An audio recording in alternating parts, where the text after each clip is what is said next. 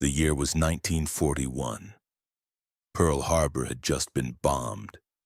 America was scrambling to build a war machine unlike anything the world had ever seen. Millions of soldiers needed shelter, supplies needed protection, and time was running out. The traditional approach would take years, building permanent structures across the Pacific Islands, the frozen tundra of Alaska, and the scorching deserts of North Africa seemed impossible. Then someone remembered a forgotten design sitting in a Navy warehouse. A simple curved structure that looked more like an overturned bathtub than military architecture. It was called the Quonset hut, and it would become one of the most revolutionary shelter designs in human history. But this wasn't just about putting a roof over soldiers' heads. This was about engineering survival itself. How do you create a building that can withstand typhoon winds in the Philippines, Arctic temperatures in Greenland, and bombing raids over occupied territory? How do you make it simple enough that untrained soldiers can yet strong emble it in hours enough to last decades? The answer lay in a design so elegant, so deceptively simple, that it would outlive the war by generations. The engineers who created the Quonset hut didn't just build a shelter. They built a revolution, and it started with a problem that seemed impossible to solve, the impossible deadline. By December of 1941, the United States military faced a logistical nightmare that made D-Day planning look simple. They needed to house over 16 million service members scattered across every climate zone on Earth. From the frozen airfields of Iceland to the steaming jungles of Burma, American forces required immediate shelter. Not in months, not in weeks, but now. Traditional military construction was painfully slow. A standard barracks building required trained carpenters, skilled masons, and specialized equipment. Foundation work alone could take weeks. Weather delays stretched timelines even further.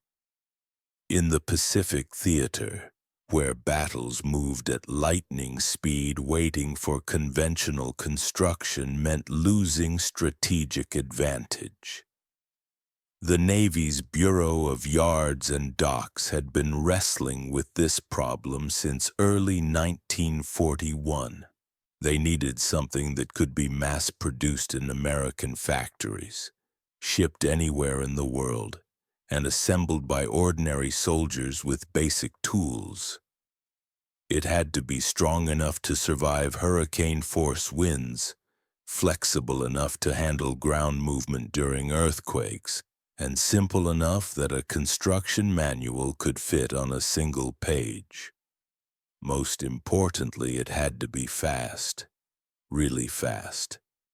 The military wanted structures that could go from shipping crate to finished building in less than one day. To most architects and engineers, this seemed like fantasy. Buildings didn't work that way. They required time, skill, and compromise between speed and durability. But one small company in Rhode Island thought differently. The George A. Fuller Company had been experimenting with prefabricated steel structures since the 1930s. They understood something that traditional builders missed. The secret wasn't in making construction faster. It was in eliminating construction entirely. Their lead engineer, Peter Darrow, had spent months studying aircraft manufacturing techniques. He watched how plane fuselages were built using curved metal ribs covered with stressed aluminum skin. The structure gained its strength not from heavy beams or thick walls, but from the shape itself. A curved surface could distribute loads more efficiently than any straight wall or angled roof. Darrow realized that buildings could work the same way. Instead of fighting natural forces with brute strength, they could redirect them through geometry. A semicircular arch naturally channeled weight to its foundation points.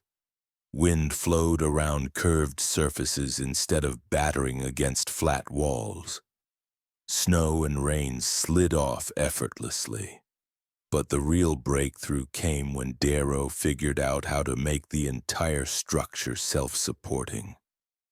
Traditional buildings relied on complex frameworks of beams, joists, and supports. Each piece had to be precisely cut and carefully fitted. The Quonset design eliminated almost all of this complexity. The curved steel ribs served as both framework and wall. The corrugated metal skin provided both weatherproofing and structural strength. When assembled, the whole structure worked like a single integrated unit. Every bolt and panel contributed to the overall strength. Remove any piece and the building remained stable was engineering. It elegance disguised as utilitarian simplicity. The Navy was skeptical at first. The design looked too simple, too crude. Military officials were accustomed to substantial buildings with thick walls and heavy foundations. The Quonset hut appeared flimsy by comparison. Its corrugated metal walls looked like something you'd find a barn on, not a military installation. But Darrow's team had done their mathematics carefully. They knew exactly how much stress each component could handle. They understood wind loads, snow loads, and seismic forces. Most importantly, they had tested their theories with brutal efficiency. The genius of corrugated steel. The heart of the Quonset hut's strength lay in something most people overlooked. Corrugated steel sheeting. To the casual observer, it looked like ordinary roofing material, the kind found on warehouses and farm buildings. But the engineers understood that those simple ridges and valleys created something remarkable. Corrugation multiplied the structural strength of flat steel by orders of magnitude. A flat sheet of steel could be bent easily by hand. Add corrugations and that same material became rigid enough to span wide distances without support. The ridges acted like tiny I-beams, distributing loads across the entire surface. This principle wasn't new. Shipbuilders had used corrugated bulkheads for decades. Aircraft manufacturers relied on corrugated aluminum for wing surfaces. But applying it to building construction was revolutionary. Traditional architects focused on hiding structural elements behind decorative facades. The Quonset design made the structure itself the architecture. The corrugated skin did more than provide strength. It created natural drainage channels that shed water instantly. Rain and melting snow flowed along the valleys between ridges, preventing pooling and ice formation. In tropical climates, this meant buildings stayed dry even during monsoon downpours. In Arctic conditions, it prevented the ice dams that destroyed conventional roofs. The material choice was equally brilliant. Galvanized steel resisted corrosion in salt air, extreme humidity, and temperature swings. Unlike wood, it couldn't rot, warp, or attract insects. Unlike concrete, it remained flexible during ground movement. Unlike aluminum, it was strong enough to handle impact damage from debris or shrapnel. But perhaps most importantly, corrugated steel was mass-producible. American steel mills could roll it out in continuous sheets cut to precise dimensions. Quality control was simple. Every piece was identical. There were no variations in grain pattern like wood, No mixing ratios like concrete. Steel was steel, reliable and predictable. The manufacturing process was brutally efficient. Sheets came off the production line already galvanized and ready for shipment. No painting, no finishing, no curing time. Workers could stack hundreds of panels in a single rail car.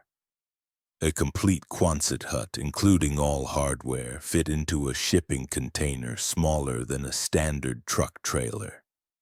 This scalability changed everything. Instead of building shelters one at a time, factories could produce hundreds simultaneously. Instead of shipping individual components, entire buildings moved as compact packages. Instead of requiring skilled craftsmen at every construction site, the factory did the precision work up front. The result was a structure that gained strength from its simplicity rather than suffering for it. Every design decision served multiple purposes. The curved shape provided maximum interior space with minimum material usage. The corrugated skin offered strength, weather resistance, and drainage in a single component. The bolt-together assembly eliminated the need for welding, concrete work, or specialized tools. Critics called it ugly. Soldiers called it home. And engineers called it brilliant. Because sometimes the most revolutionary advances come not from adding complexity but from stripping it away until only the essential remains. The Quonset hut was about to prove that sometimes the most effective solutions are hiding in plain sight. The first test came not from enemy fire, but from Mother Nature herself. In the spring of 1942, the Navy shipped a dozen prototype Quonset huts to Adak Island in the Aleutian chain. This wasn't a gentle field trial. Adak was one of the most hostile environments on Earth, where hurricane-force winds routinely exceeded 120 miles per hour, where temperatures plunged to 40 below zero, and where the ground shook regularly from volcanic activity. The existing military structures on Adak told the story of engineering failure. Conventional barracks had their roofs torn off within months. Warehouses collapsed under snow loads that exceeded design specifications. Even reinforced concrete bunkers showed stress fractures from constant wind battering and seismic movement. The island was a graveyard of traditional construction methods. The Quonset huts arrived in late March, just as the spring storm season began. Assembly crews, working in brutal conditions with frozen hands and howling wind, managed to erect the first structure in 8 hours. By the end of the week, all 12 buildings stood ready. Then came the real test. The first major storm hit in April. Winds exceeded 140 miles per hour, strong enough to overturn aircraft and strip paint from metal surfaces. Snow fell horizontally, driven by gusts that would have flattened any conventional building. Weather stations recorded pressure drops that made human ears pop. But when morning came, all 12 Quonset huts remained standing. Not only standing, but undamaged. The curved surfaces had deflected the wind exactly as predicted. Snow had slid off the corrugated skin without accumulating. The flexible steel structure had bent slightly with each gust, then sprung back to its original shape like a steel reed. Inside, soldiers reported that the buildings barely shuddered during the worst of the storm. But the real revelation came during the post-storm inspection. Engineers discovered that the Quonset huts hadn't just survived the wind. They had actually grown stronger. The extreme stress had caused every bolt and joint to settle into perfect alignment. The corrugated panels had work-hardened under the repeated flexing, becoming more resistant to future deformation. The structure had literally learned to handle the environment. Word of the Adak's success spread quickly through military engineering circles. But the Navy wanted more proof. They needed to know how these buildings would perform in completely different conditions. So they shipped test units to the Sahara Desert, where temperatures reached 130 degrees Fahrenheit, and sandstorms could strip flesh from bone. They sent others to the Solomon Islands, where humidity never dropped below 90%, and tropical storms spawned with little warning. Each environment told the same story. The Quonset design adapted rather than resisted. In the desert, the curved steel expanded and contracted with temperature changes without buckling or cracking. The corrugated surface created air circulation patterns that kept interiors surprisingly cool. In the tropics, the same corrugations channeled away torrential rains while allowing airflow that prevented condensation buildup. Most remarkably, the buildings improved with age. Unlike wood structures that rotted or concrete that cracked, the galvanized steel actually developed a patina that increased corrosion resistance. The more extreme weather the huts endured, the better they performed. They were evolving structures, becoming stronger and more resilient through use rather than wearing out. The assembly breakthrough came from an unexpected source. Marine Corps engineers in the Pacific had been struggling with the reality of combat construction. Traditional building methods required time, space, and safety that didn't exist on contested islands. Enemy artillery could target construction sites for days. Air raids interrupted work constantly, and skilled construction workers were too valuable to risk in forward positions. The Marines needed buildings that could go up fast and survive bombardment. The Quonset hut met the first requirement perfectly. But the bombardment test came sooner than anyone expected. On Henderson Field at Guadalcanal, newly erected Quonset huts faced their first combat trial in August 1942. Japanese artillery had been targeting the airfield for weeks, destroying hangars and supply depots with devastating accuracy. When the first Quonset structures appeared, enemy gunners shifted their attention to these strange new buildings. The results surprised everyone. Direct artillery hits that would have obliterated conventional buildings left Quonset huts damaged but repairable. The curved steel deflorapnel that acted Esch would have peanut walls. Near-rated straight misses that cracked concrete foundations barely disturbed the flexible steel structures. Most importantly, even severely damaged huts remained partially functional. Soldiers could repair holes with sheet metal patches and keep using the buildings. But the real combat advantage became clear during sustained bombardment. Traditional buildings once damaged were usually total losses. The Quonset huts could be repaired quickly using identical replacement parts. A building destroyed on Monday could be rebuilt by Wednesday using components salvaged from other damaged structures. The standardized design meant every bolt, panel, and fitting was interchangeable. This modularity revolutionized military logistics. Instead of shipping complete replacement buildings, supply officers could send repair kits containing the most commonly damaged components.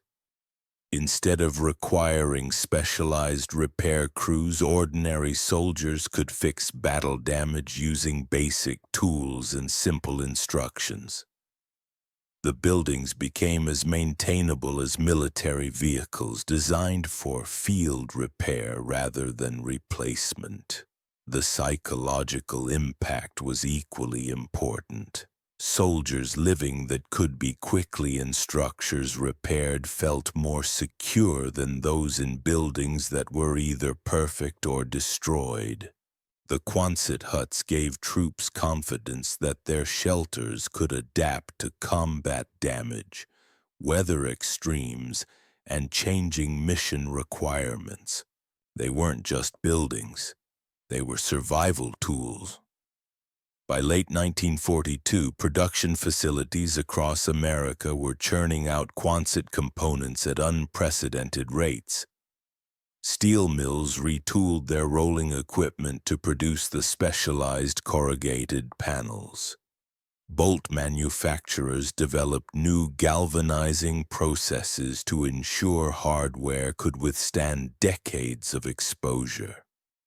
Assembly manuals were refined through field testing until construction procedures could be taught to anyone in less than an hour. The scale of production was staggering. At peak manufacturing, American factories produced enough Quonset components to build over 1,000 complete structures every single day. Entire supply ships carried nothing but disassembled huts to forward bases around the world. The buildings became as common as ammunition in the military supply chain, shipped wherever American forces needed immediate shelter. But the engineers weren't finished innovating. The basic Quonset design was just the beginning of a shelter revolution that would transform how humans built in extreme environments. The lessons learned from wind, weather, and warfare were about to create variations that pushed the boundaries of what temporary structures could accomplish. The adaptations began almost immediately. Field commanders discovered that the basic Quonset design could be modified for specialized purposes without losing its fundamental strengths. In the Pacific, where landing strips needed immediate protection from tropical storms, engineers developed extended versions that could shelter entire squadrons of aircraft. These hangars used the same curved ribs and corrugated skin but stretched to enormous proportions. The mathematics remained elegant. Instead of increasing wall thickness or adding complex support structures, engineers simply made the curve wider and higher. The same principles that made a 16-foot hut stable worked perfectly for buildings spanning 100 feet or more. The corrugated steel distributed loads exactly as predicted. Wind still flowed smoothly over the curved surfaces. Rain still channeled away through the natural drainage patterns. But the real breakthrough came when medical units requested specialized versions for field hospitals. Traditional medical facilities required sterile environments, precise temperature control, and protection from contamination. The Quonset design seemed too crude for such demanding applications. Military doctors worried that the simple steel provide construction couldn't the controlled environment necessary for surgery and patient care. The solution came from understanding airflow. The curved interior of a Quonset hut created natural circulation patterns that could be enhanced with minimal equipment. Air entered at ground level, rose along the curved walls, and collected at the peak before being exhausted. This pattern could be controlled with simple baffles and fans to create positive pressure environments that kept contaminants out. More importantly, the steel construction could be easily cleaned and sterilized. Unlike wood or concrete, the smooth galvanized surfaces didn't harbor bacteria or absorb moisture. Medical units discovered they could maintain hospital-grade cleanliness with basic cleaning supplies. The buildings that looked too simple for medical use turned out to be perfect for it. The insulation problem required more creativity. Steel conducted heat and cold efficiently, which made climate control challenging. In Alaska, condensation froze on interior walls. In the tropics, the metal surfaces became too hot to touch. Traditional insulation methods added weight, complexity, and fire hazards that defeated the Quonset philosophy of simplicity. Engineers found the answer in double-wall construction. Instead of one layer of corrugated steel, they used two, separated by an air gap. This created natural thermal insulation without adding bulk or complexity. The outer shell handled weather protection.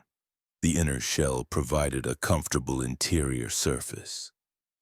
The airspace between them acted as a thermal barrier that kept buildings cool in summer and warm in winter. The double-wall system offered an unexpected bonus. It virtually eliminated condensation problems. Moisture that formed on the inner surface of the outer shell never reached the interior space. The air gap allowed natural ventilation that carried away humidity before it could cause problems.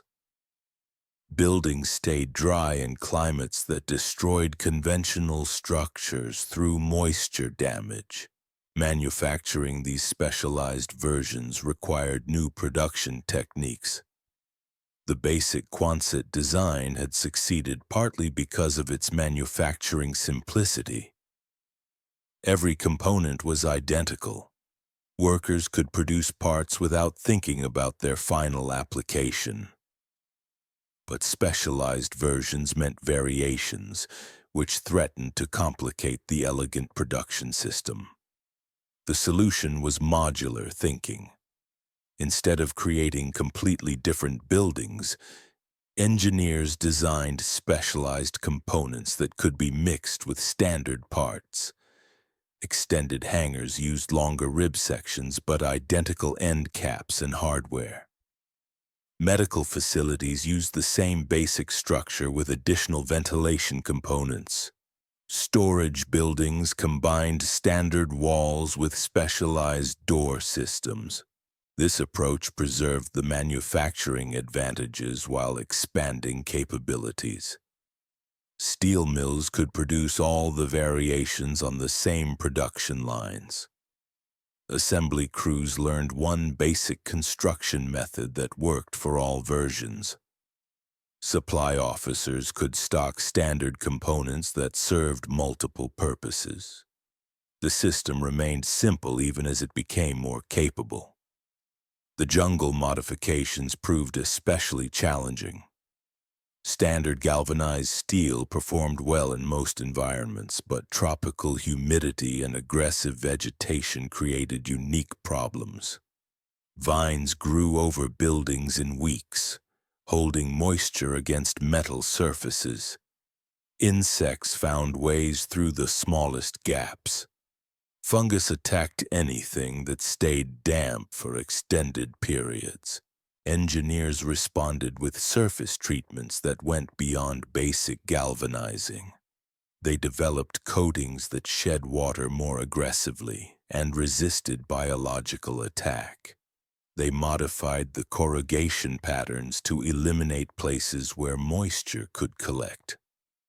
They redesigned joint systems to prevent insect infiltration while maintaining the simple assembly process. The results were buildings that could survive decades in environments that consumed conventional structures within years. Quonset huts erected in Burma during 1943 remained functional well into the 1960s, long after the wooden buildings around them had rotted away. The steel structures aged gracefully, developing protective patinas that actually improved their weather resistance over time. But the most important innovation came from understanding human factors. Military personnel lived in these buildings for months or years at a time. The psychological impact of shelter design affected morale, efficiency, and fighting effectiveness. A building that felt like a prison could destroy unit cohesion. A shelter that felt like home could sustain troops through the darkest periods of war. The basic Quonset interior was frankly institutional. The curved steel walls and open floor plan felt more like a warehouse than living space. Acoustics were terrible. Privacy was non-existent. The industrial appearance reminded occupants constantly that they were in temporary utilitarian housing rather than a real home. Solving this required thinking beyond engineering. The structure itself couldn't change without compromising its fundamental advantages. But the interior could be modified to create more human-friendly environments. Engineers developed partition systems that divided the open space into functional areas.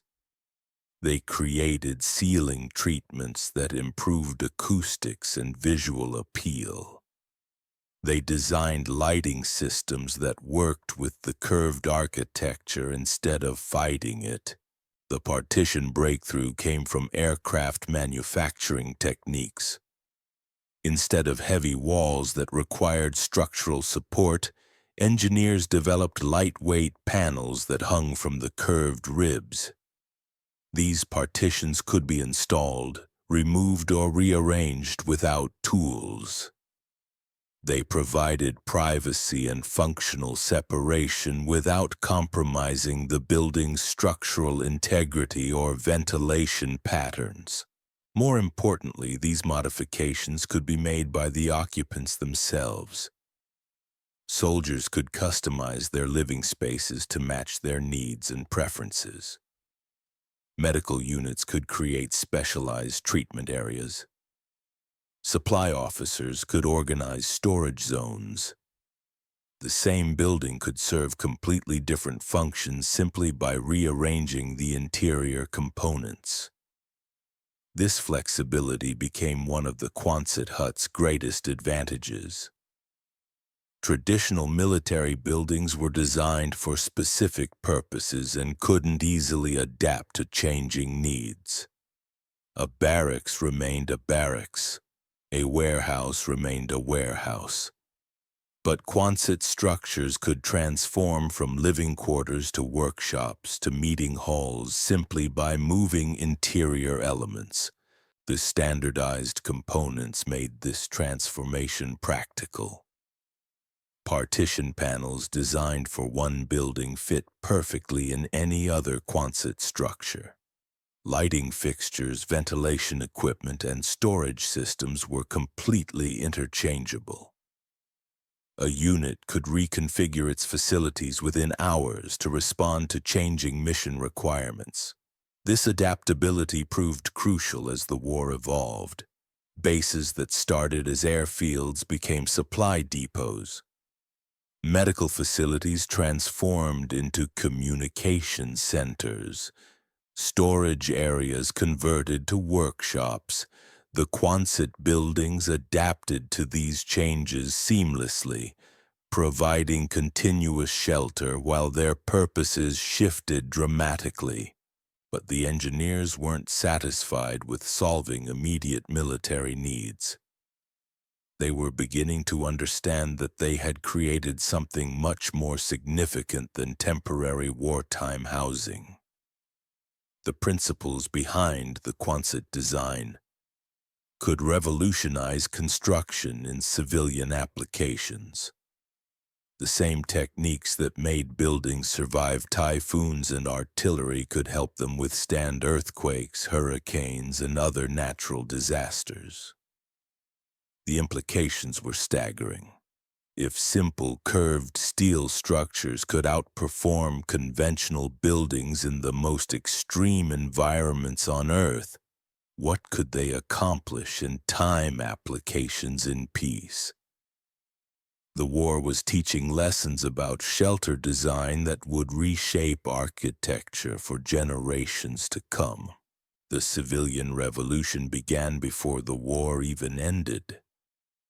By 1944, American cities were already planning for the massive housing shortage that would follow victory. Millions of returning veterans would need homes immediately. Traditional construction methods couldn't possibly meet this demand. The housing industry faced the same impossible timeline that had challenged military engineers 3 years earlier.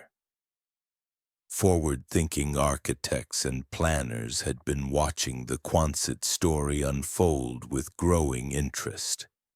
Here was a building system that could be mass-produced, shipped anywhere, and assembled by unskilled workers in a single day. More importantly, these structures had proven themselves in conditions far more demanding than anything civilian applications would face. If a Quonset hut could survive artillery bombardment in the Solomon Islands, it could certainly handle a thunderstorm in suburban America. The first civilian adaptations appeared in 1943, built by defense contractors who needed temporary facilities near manufacturing plants. These weren't military installations, but they used identical construction methods. Workers lived in Quonset-style dormitories. Equipment was stored in curved steel warehouses. Administrative offices occupied modified versions with improved lighting and ventilation. The transition from military to civilian use was seamless because the underlying engineering remained sound, but civilian applications demanded different priorities. Military users accepted utilitarian appearance in exchange for rapid deployment and extreme durability. Civilian customers wanted buildings that looked like homes, not temporary shelters. They needed structures that could be permanent installations, not emergency housing. Most importantly, they required designs that could integrate with existing neighborhoods without looking like military installations. The aesthetic challenge seemed insurmountable at first. The basic Quonset profile was unmistakably institutional. No amount of interior decoration could disguise the curved steel exterior. Traditional residential architecture relied on peaked roofs, vertical walls, and familiar proportions that the Quonset design completely abandoned. How could engineers maintain the structural advantages while creating buildings that felt like homes rather than barracks? The breakthrough came from studying architectural history. Curved roof lines weren't foreign to residential design. Barn architecture had used arched profiles for centuries. Adobe buildings in the Southwest featured rounded forms that blended naturally with desert landscapes. Even suburban ranch houses incorporated curved elements in their roof lines and floor plans. The Quonset shape wasn't inherently non-residential, it just needed to be presented differently. Cladding systems provided the solution. Instead of exposing the corrugated steel exterior, engineers developed ways to cover it with conventional building materials. Wood siding could be attached directly to the steel ribs, creating the appearance of traditional frame construction. Brick veneer could be supported by the curved structure, giving buildings a permanent, substantial appearance. Stucco coatings could transform the industrial profile into something resembling Mediterranean villa architecture. These cladding systems didn't compromise the fundamental structural advantages. The curved steel frame still provided exceptional strength and weather resistance. The corrugated skin still handled thermal expansion and drainage. The bolt-together assembly still allowed rapid construction. But the finished buildings looked like conventional houses rather than military installations. More importantly, the cladding could be applied by local contractors using familiar materials and techniques. A builder who had never seen a Quonset hut could install wood siding on the curved frame using standard carpentry methods. Masons could apply brick veneer following traditional masonry practices. The exotic engineering was hidden beneath familiar construction details. This approach opened entirely new markets. Suburban developers could use Quonset-based construction to build affordable housing quickly, without sacrificing curb appeal. Rural builders could create structures that matched local architectural traditions while gaining the durability advantages of steel construction. Even urban architects began experimenting with curved forms that pushed the boundaries of conventional design. The cost advantages were revolutionary. Traditional house construction required skilled craftsmen for every phase of work. Foundation crews, framers, roofers, and finish carpenters each brought specialized knowledge and commanded premium wages. The Quonset system eliminated most of this skilled labor. The steel structure went up quickly using basic assembly techniques. Only the cladding and interior finishing required traditional building skills. Manufacturing costs dropped even more dramatically. Steel mills could produce Quonset components using the same efficient processes developed for military production. Quality control was simpler because every piece was identical. Shipping costs were lower because the components nested efficiently in standard rail cars and trucks. A complete house frame could be delivered to a building site in a single shipment smaller than a traditional lumber order. But the real economic revolution came from understanding construction financing. Traditional house building required large upfront investments in materials and labor that weren't recovered until the building was complete and sold. Delays from weather, material shortages, or labor disputes could devastate project economics. The Quonset system reduced these risks dramatically by shortening construction timelines and standardizing components. Developers could complete entire subdivisions in weeks rather than months. Banks could finance projects with greater confidence because the construction risks were lower. Buyers could move into finished homes almost immediately after groundbreaking ceremonies. The entire housing industry could operate more efficiently when construction became predictable and fast. The agricultural applications proved even more transformative.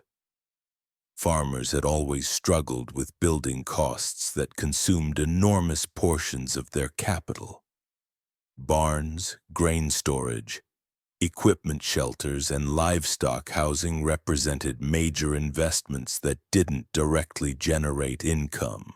Traditional farm construction was expensive, slow, and often inadequate for the demanding conditions agricultural buildings faced.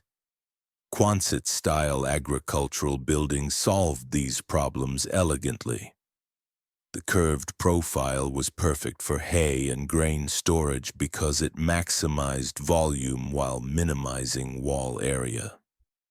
The clear span interior eliminated support posts that interfered with equipment movement. The corrugated steel skin resisted moisture, pests, and fire hazards that destroyed conventional farm buildings. Most importantly, farmers could build these structures themselves using basic tools and simple instructions. The dairy industry embraced Quonset construction with particular enthusiasm. Traditional dairy barns required complex ventilation systems to manage moisture and odors. The natural airflow patterns inside curved buildings provided superior ventilation without mechanical systems. Cows were healthier. Milk production increased. Operating costs dropped.